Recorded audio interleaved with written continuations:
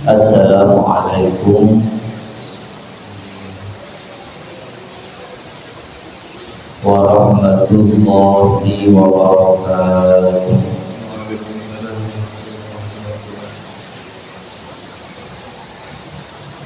Bismillahirrahmanirrahim.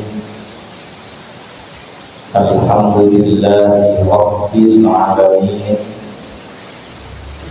Wassalatu wassalamu ala asyrafil anbiya'i wal mursalin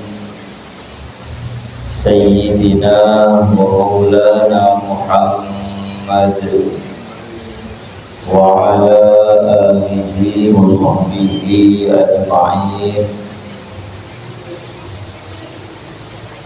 Subhanaka la ilma lana illa ma 'allamtana innaka antal alimul hakim.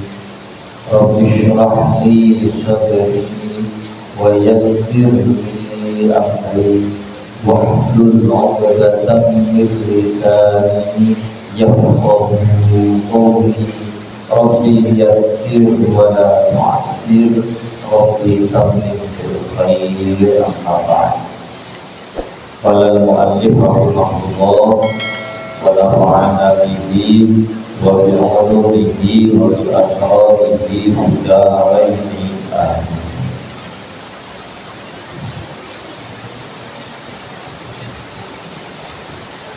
Hadis yang ke-70 masih berkenaan dengan keutamaan sholat asar dan sholat zuhur. An Imarah bin Ru'aibah, diriwayatakan saking sahabat Imarah bin Ru'aibah. Ini sama-sama isim wajib muncorif. Alasannya dua. Yang pertama alam atau nama, yang kedua taknis. Makanya alamat jirnya itu fathah. Qala dawuh sapa Imarah bin Ru'aibah, dawe sami'tu Rasulullah sallallahu alaihi wasallam yaqulu, engkau sami'tu ila akhiri.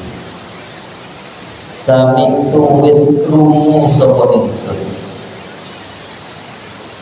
Rasulullah sallallahu alaihi wasallam, ing Rasulullah sallallahu alaihi wasallam yaqulu halidawuh sapa Rasulullah, dawe layyal jannara ahadun shalla qabla tulu'i syamsi wa qabla ghurubiha. Engkau layyal jannara ila akhiri. Layyal orang bakal.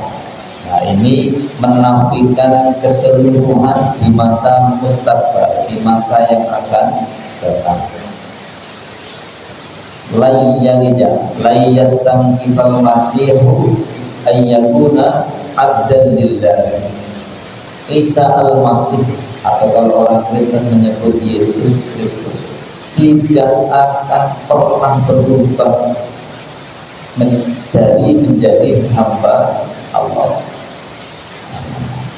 Atau layyana Allah nuruha wala imanuha walaki yanaluhu taqwa minkum. Kalau kita diperintahkan berkorban, itu bukan berarti Allah kepingin makan sate bulir. Tidak akan nyampe dagingnya atau masakannya, tidak akan nyampe kepada Allah. Tapi yang nyampe adalah walaki yanaluhu taqwa minkum. Yang dilihat, yang diharapkan oleh Allah adalah ketundukan kita, ketaatan kita, ketakwaan kita kepada perintah Allah. Atau mana apa? lan nabroha alaihi akifina hatta yarji'a ilaina Musa. Oh, apa mana? Lan tanalul birra hatta tunfiqu mimma tuhibbun. Jadi lan ini menafikan sama sekali tidak ada untuk masa yang akan datang, untuk mustaqbal. Nanti layyalija, orang bakal manjing, orang bakal melebu, walaja yaliju, fa'ala yamilu, walaja yaliju, jadi yaliju.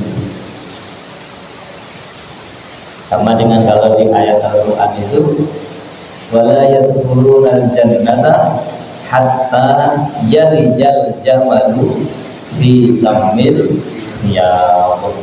Orang-orang kafir, orang-orang yang mendustakan ayat-ayat Allah, orang bakal mlebu swarga sampai ada unta yang masuk ke dalam lubang jarum. Masa orang ceritane unta mlebu bolongan itu. Berarti itu dengan kata lain hil yang mustahil. Jadi asmuni itu hil yang mustahil. Satu hal yang tidak akan pernah mungkin terjadi. Kalau ungkapannya orang dulu, entenono manuk gagak putih, entenono manuk gagak putih. Orang cerita dikit biyen ke zaman kalau bendu sampai kapanpun nek gagak ya mesti hitam bulunya. Tidak mungkin pernah ada gagak berwarna putih. Makanya jadi ungkapan unan-unan wong biyen entenono gagak putih, artinya hal yang tidak mungkin terjadi. Entenono doke pimpin jago. Orang-orang ceritanya pimpin jago kok ngendro. Gitu. Oh. Layalija, orang bakal mancing, orang bakal melebu annaro ing dalem neraka, ing neraka. Sapa ahadun wong suwiji, wong suwiji sholat kang sholat sapa ahad qabla tulu'i syamsi, ing dalem sadurunge metune srengenge, berarti sholat apa? Subuh. Wa qabla ghurubiha, lan ing dalem sadurunge surupe syamsi, berarti sholat asar. Wong sing gelem nglakoni sholat subuh, gelem nglakoni sholat asar, apa maneh sambil berjamaah, dijamin kalau Kanjeng Nabi ora bakal mlebu neraka. Nek Kanjeng Nabi yang dahulu yang bersabda, berarti itu pasti akan terjadi. Bukan hanya sekedar janji-janji politisi. Politisi janji itu nek butuh suara kita ketika mau pilihan, dia kampanye seindah mungkin, semenarik mungkin para pemilih untuk memilih dia, untuk menjatuhkan pilihan dirinya. Tapi baru tadi dia selain ya. Bukan kalau Kanjeng Nabi yang dahulu berarti mesti benar, pasti benar. Karena Kanjeng Nabi wama yantiqu 'anil hawa in huwa illa wahyu yuha. Ucapan Rasulullah itu bukan karena dari keinginan pribadi beliau, dorongan nafsu beliau, dorongan pikirannya sendiri, tapi semuanya karena bisikan atau apa istilahnya, wahyu ya, turunnya wahyu ke dalam diri Rasulullah. Jadi wahyu itu ada dua, ada wahyu yang tekstual yang terwujud dalam Al-Quran, ada wahyu yang non teks, non verbal, non teks, non verbal, yang masuk ke dalam pemahaman Kanjeng Nabi, tapi kemudian redaksinya Kanjeng Nabi sendiri yang membuat. Ya tadinya hadis.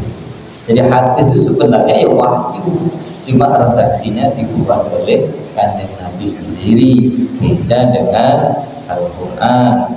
Kalau Al-Quran itu jelas bukan karangan Rasulullah Sallallahu Alaihi beserta. Kanjeng Nabi itu ibarat kaset ya Al-Quran itu. Jadi ketika kaset pitanya kosong lalu dimasukkan suara penyanyi atau suara orang, maka kemudian pita itu merekam suara itu, dan ketika suatu saat diputar kembali akan muncul suara yang sama persis, titik komanya, tinggi rendahnya, bahkan suara nafasnya, bahkan mungkin ada suara benda atau binatang yang masuk ke dalam rekaman mesti ono, tidak ada yang diubah, kecuali memang ada alat. Kalau sekarang ya di studio musik itu ada alat untuk menjernihkan suara sehingga suaranya gak enak boleh enak, yang rasanya gak kuat nada tinggi menjadi kuat. Jadi kalau kita mendengarkan suara penyanyi hanya dari rekaman itu masih belum meyakinkan, karena rekaman itu bisa diolah sedemikian rupa. Baru kayak konser atau langsung di panggung live kita akan bisa membuktikan, oh panjini suara penyanyi ini bagus betul, oh ternyata kualitasnya hanya segitu. Fakola mengkonuli dawuh, oh lain pun lain, yakni ngersaaken sapa Kanjeng Nabi.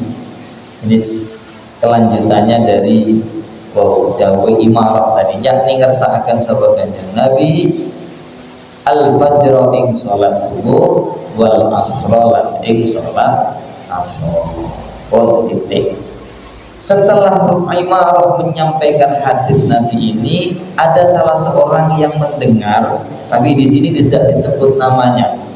Mungkin Imarah punya maksud tertentu, atau bisa jadi karena tidak kenal orang itu, atau ada sesuatu maksud sehingga tidak disebutkan namanya.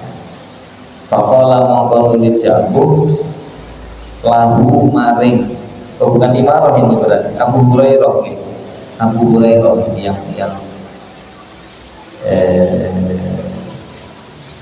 yang meriwayatkan. Faqala mongko jabu, atau takon lebih tepatnya bertanya, lahu maring Imarah sapa rajulun wong lanang min ahlil Basrati kang setengah saking penduduk Basra. Penduduk Basra itu salah satu kota di Irak yang terkenal dengan ulama-ulama yang luar biasa. Basra. Ada Kufah, ada Basra. Dua kota di Irak yang di zaman abad pertengahan ini melahirkan ulama-ulama besar luar biasa dari berbagai ilmu. Ada salah seorang bertanya dari orang Basrah, bertanya kepada Imarah, anta sami'ta hadza min Rasulillah? Bertanya, anta apa utawi sira. Jadi itu sebenarnya kalimat tanya. Aslinya kalau kalimat istifham itu kan pasti ada huruf istifham, ada a atau hal, gitu ya. Anta fa'alta fi alihatina ya Ibrahim, kan begitu ya. Ada hal ila maraddim min sabil. Nah, itu pakai kalimat istifham, huruf istifham. Tapi di sini boleh pakai langsung, redaksinya tidak ada kata tanya. Atau yang kalau di Al-Quran lagi yang kemudian awalnya ada hamzah mengawali kata yang awalnya hamzah. Jadi kan al-ana jadi al-ana. Benar ya, al-ana maqad asaina. Kembali. Itu ketika Fir'aun mau tenggelam, mau mati, baru beriman kepada Allah. Al-ana maqad asaina. Mumpah dulu ya. Awal terus al-ana. Wah itulah ceritanya. Anta apa ta utawi sira Imarah maksudnya iku sami tawis krungu sapa sira hadza ing iki hadis min Rasulillah sallallahu alaihi wasallam, saking Rasulullah sallallahu alaihi wasallam. Kamu krungu ta hadis iki? Krungu dhewe teko Kanjeng Nabi lah. Nah, akhirnya Imarah menjawab, karena mungkin orang itu meragukan. Makanya si perawi tadi tidak menyebut nama orang itu untuk menutupi nama baik ya, untuk menjaga nama baik orang itu, karena orang ini berarti mempertanyakan imarah sebagai seorang perawi hadis yang mendengar langsung dari kanjeng Nabi. Temen dakwah guru kanjeng Nabi dahulu kodam. Makanya kemudian disamarkan rajulun min ahlil Basrah.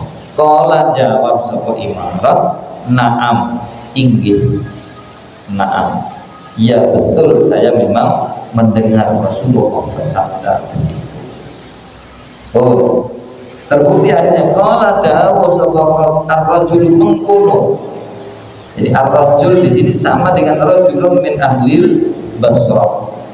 Alnya lil ahdil dzikri. Jadi pengulangan kembali kata yang sama tapi satu orang, satu yang dimaksud. Contohnya apa itu? Fa'asa Fir'aunur Rasulah. Nah, gitu kan, ada di depannya ada kata Rasul, terus kemudian fa'asa Fir'aunur Rasulah, maka kemudian Fir'aun menentang, bermaksiat kepada Ar-Rasul, utusan yang tadi itu. Nah, jadi Rasul itu bukan orang lain. Jadi pengulangan kata itu kalau orang lain berarti tidak pakai al. Kalau menunjukkan orang yang sama ya satu itu berarti pakai al. Makanya qala dawu sapa ar-rajulu mengkono wong lanang ay rajulun min ahlil Basrah.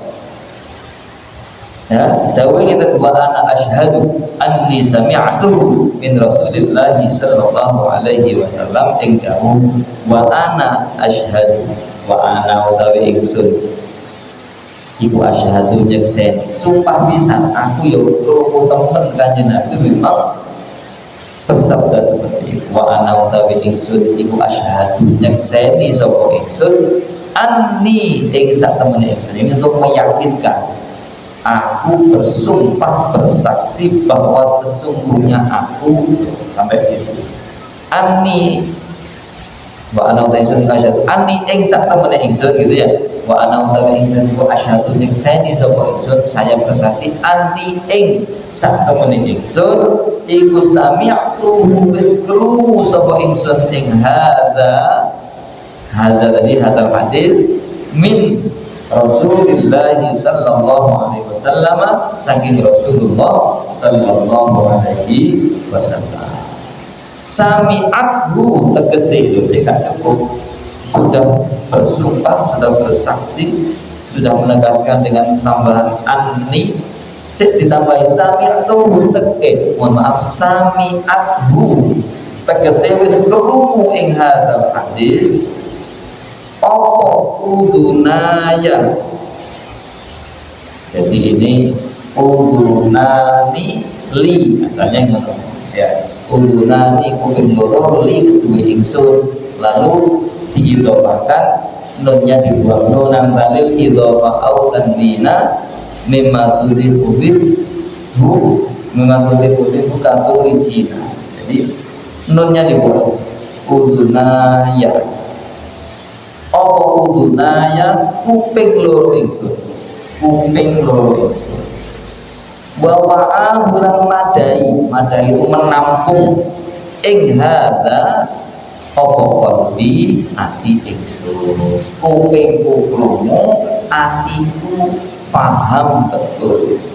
Jadi otaknya apa? Kuping krungu, otaknya apa? Hatine paham.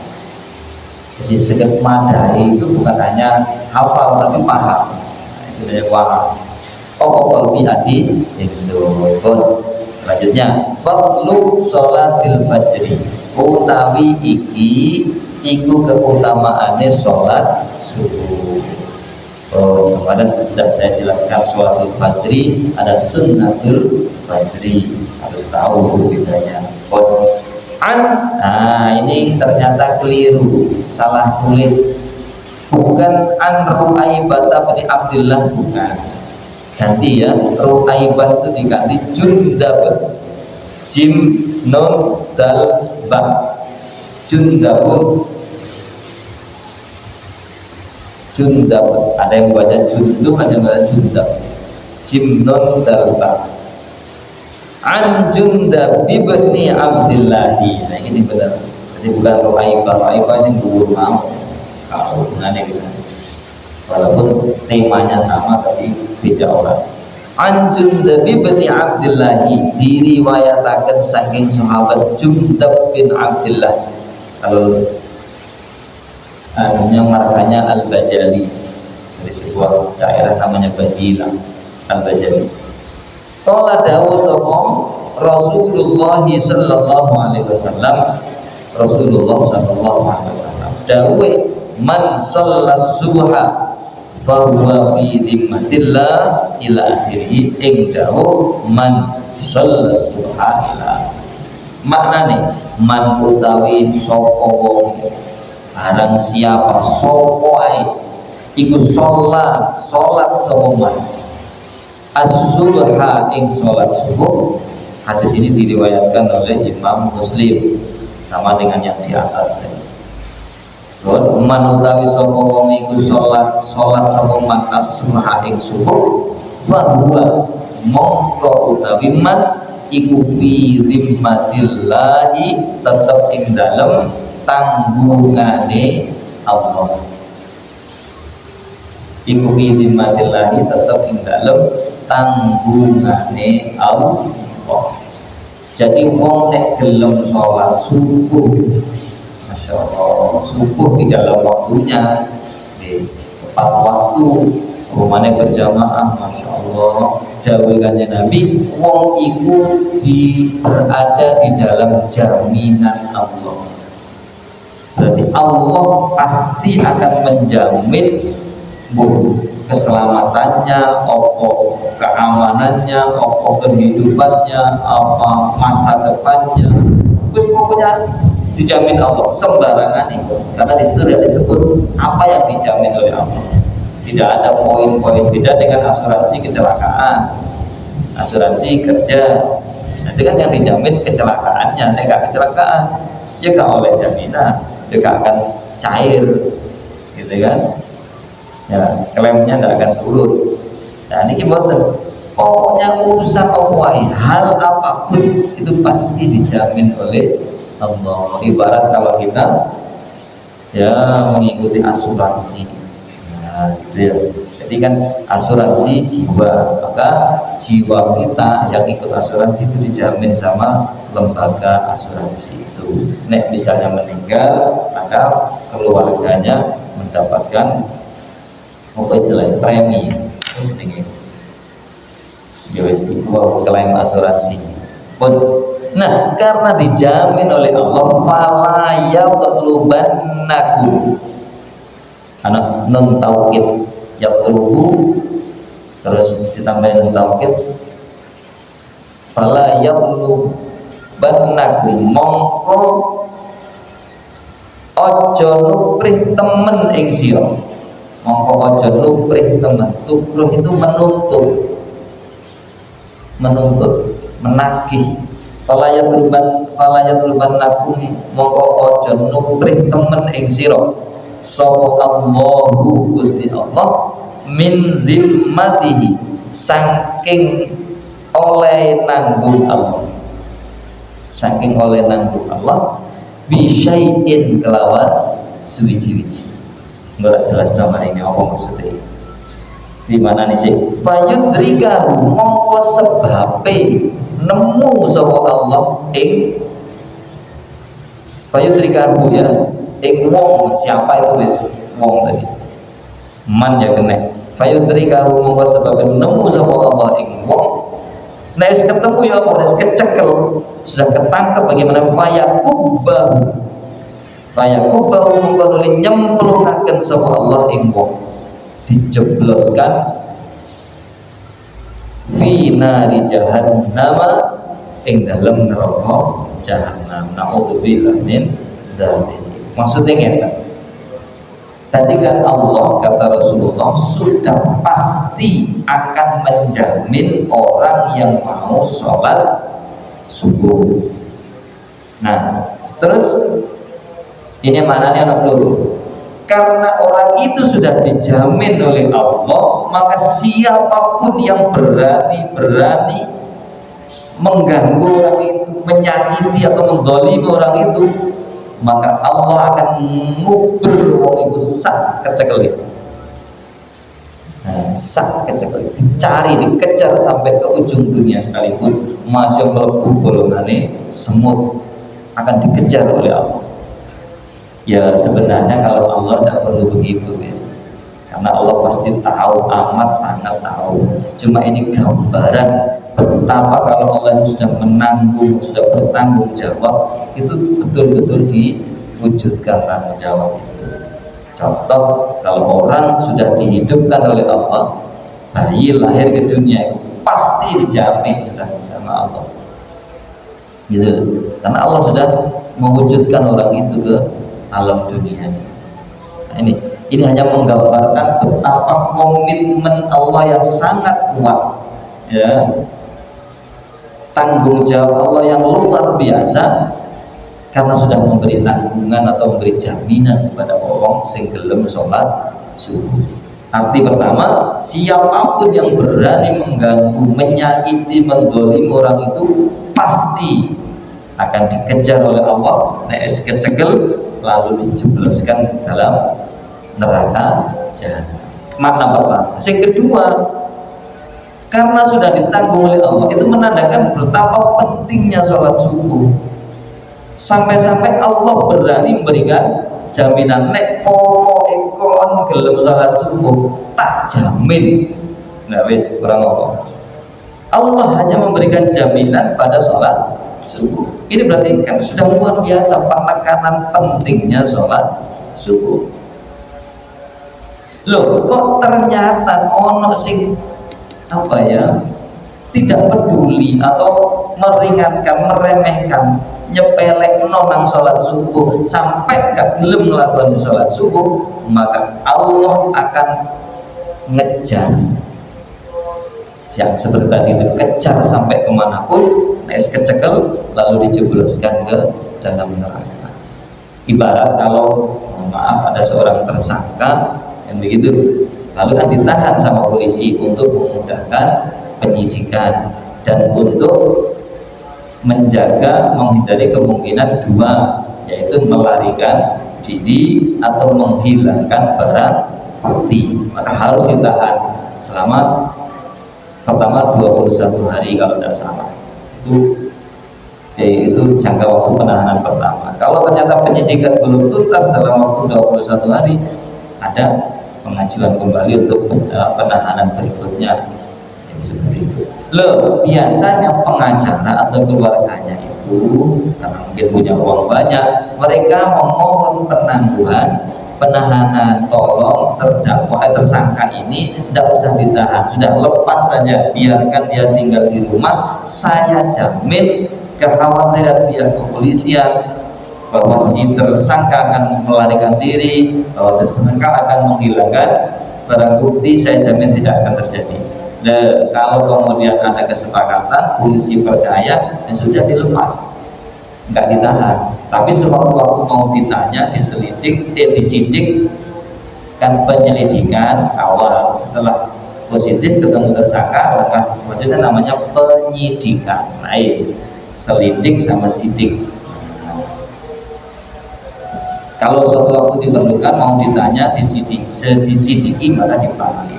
Loh, ternyata sudah diberi tanggungan sama kepolisian ya, lewat pengacara yang tadi dijamin tidak akan melarikan diri, ternyata minggat teman. Ketika dipanggil sebagai surat panggilan untuk diinterview atau diinterogasi, nggak ketemu, Melayu dia nang Singapura, cedek tapi aman, jelas aman nih, tidak usah tenang Amerika, cukup lari sembunyi di Singapura. Loh, kok nggak ketangkep?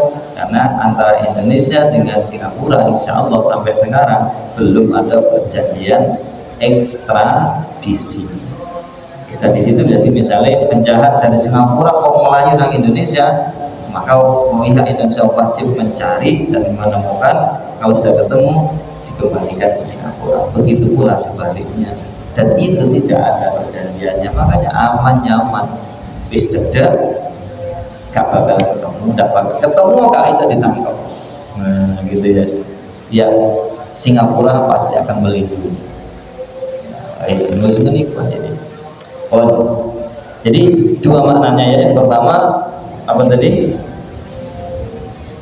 Ya Allah, siapapun yang berani mengganggu, menyakiti atau menzolimi orang itu, orang sudah dapat janji jaminan Allah, maka Allah berjanji pasti akan mengejar orang itu, menangkap orang itu, lalu menjebloskan ke dalam neraka jahanam. Atau bermakna wis dijamin koyo ngono karo Allah, kok sik gak gelem nglakoni salat subuh, maka titenon, awas saja akan dikejar oleh Allah, ditangkap oleh Allah, lalu dijerumuskan ke dalam neraka jahanam. Lanjutnya hadis berikutnya, hadis 72 ini juga riwayat Imam Bukhari sahih kabeh. An Abi Hurairah, diriwayatkan saking Sayyidina Abi Hurairah radhiyallahu an. Nama aslinya siapa? Abdurrahman bin Sakhr Lawi. Abdurrahman bin Sakhr mania bin Sakhr. Anin Nabi, saking kanjeng Nabi sallallahu alaihi wasallam. Qala dawu sapa kanjeng Nabi sallallahu alaihi wasallam, dawu fadlu sholatil jami'i. Nah, ini salah ketik mana? Salah tulis mana? Bukan jam'i tapi jami'i. Jadi fadlu sholatil jami'i, marine mim ditambah ya. Nah, setelah mim ada ya. Bukan jam'i tapi jami'. Fadlu sholatil jami'i, utawi keutamaan sholat berjamaah. Sholat wong akeh, maksudnya jami' kan wong akeh, jamaah kan. Fadlu sholatil jami'i, utawi keutamaan sholat berjamaah, ala sholatil wahidi, ing atase sholat dhewe atau ijen. Utawa ngene kene, man fadlu sholatil jami'i, utawi keutamaane sholate wong akeh. Ngono ya kene. Pasti jamaah, itu wong akeh terus dhewe-dhewe wong akeh tapi jamaah. Ala sholatil wahidi, ngatasé sholate wong siji, maksudnya gak gelem jamaah, iku khamsun lima wa ishruna lan 20 apane darajatan derajati. Nah ini bisa menimbulkan tanda tanya. Loh, jari ini kok sholat jamaah dengan sholat sendiri itu keutamaannya berapa? 27 derajat. Yang terkenal kan fadlu sholatil jamaati ala sholatil fadli, sholatil jamaati afdalu min sholatil fadli sab'in wa ishrina darajah. Sholat berjamaah, sholat berjamaah di afdhalu luwih utama min sholatil fardhi tinimbang sholat dhewean, bisab'in lawan selisih itu wa ishrina lan 20 apane derajatan. Kan ada hadis sahih itu sama sahihnya. Lho kok gak padha, sing iki 17 sing iki selawe, sing bener sing ndi padha benere. Kanjeng Nabi sing dawuh, terus sing riwayat Pak Imam Bukhari, Imam Muslim. Pokoknya hadis diriwayatkan beliau berdua ini terutama ya, iku dijamin mesti benar. Karena standar beliau untuk meneliti hadis itu sangat ketat. Masya Allah, sangat ketat. Misalnya ketemu sekali salah satu perawi itu kok bohong, bukan bohong, cuma ngomong nggak sopan gitu kan, beliau langsung turun derajatnya perawi itu. Asalnya itu, ini perawi ini luar biasa, ini amalannya hebat, perilakunya hebat, kesehariannya hebat, terus pokoknya apa istilahnya ya, sempurna lah. Ini perawi luar biasa. Ternyata diteliti, ada satu riwayat yang menyebutkan bahwa orang tersebut perawi itu pernah ngomong agak kasar atau ngomong gak sopan didik, itu langsung berarti mundur gitu aja. Makanya jangan heran hadis yang diriwayatkan oleh imam-imam selain Imam Bukhari Muslim itu ya hadis sahih, cuma sahih sesuai standar masing-masing.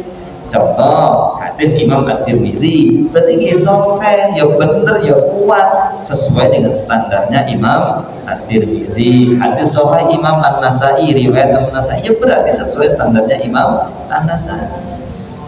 Betul. Jadi jangan keliru, oh berarti ini gak kena diamal nopo. Ternyata kena diamal itu hadis maudhu atau hadis dhaif yang bukan berkaitan dengan fadhailul a'mal. Hadis dhaif yang berkaitan dengan keimanan, berkaitan dengan prinsip-prinsip keagamaan, tidak bisa menggunakan hadis dhaif.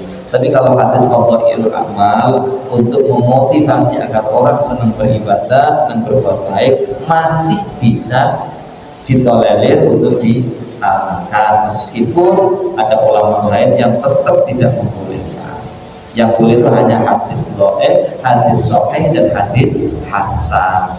Sahih dan hasan. Hasan derajatnya benar, cuma masih di bawahnya sahih karena standarnya tidak memenuhi standar yang Bukhari, turun disisihkan. Ini untuk standar saya ini, biar orang lain yang mengakui. Nah, terus bagaimana penjelasannya sisi itu? Terus ini selami sapo betul. Terus begini, bergantung masing-masing. Saat ini saya tanya, apakah sama podo-podo jamaah sing siji niku dorong adzan niku wis mangkat, wis budal nang masjid, wis budal nang langgar, wis ngenteni sholat jamaah. Sudah otomatis sudah dalam keadaan suci, berwudu untuk aurat.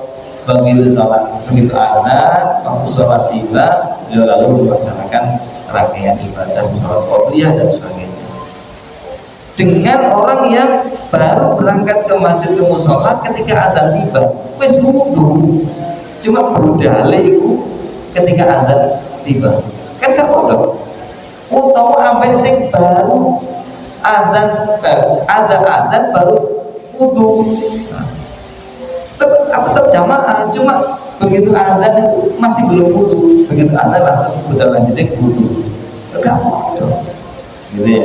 Utawa sampai sing teko nang langgar nang masjid wis ketinggalan, wis oleh ketinggalan rakaat ya kan, ketinggalan rakaat, bahkan cuma koman tahiyat akhir, hanya kebagian tahiyat akhir, ya tetap diganjar jamaah. Podo tidak akan diganjar sendirian, tapi tetap kualitas pahalanya tidak akan pernah sama.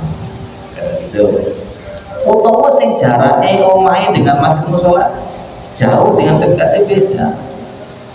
Ya, cedek masjid sak langkah ro langkah nyampe, dengan yang beberapa langkah beberapa meter itu beda.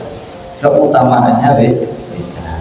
Itu yang menyebabkan kemudian Nabi kadang-kadang mengatakan selisih 27, kadang-kadang mengatakan selisih 25. Wis podo bener, sing penting gelem jamaah. Wis itu yang paling penting. Tak usah mikir itu likur, kalau likur sama likur. Wis pokoknya jamaah. Semua ya.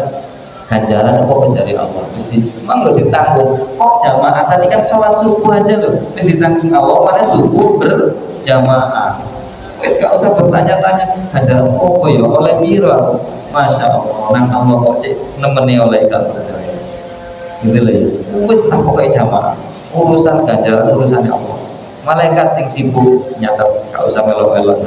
Oh, si durung mari hadis e watas tamiula niki keutamaane subuh. Watas tamiulan kumpul sapa malaikatul laili, malaikat bengi, maksud malaikat kang jaga ing dalem waktu bengi. Kemarin saya ceritakan shift malam, ada shift siang.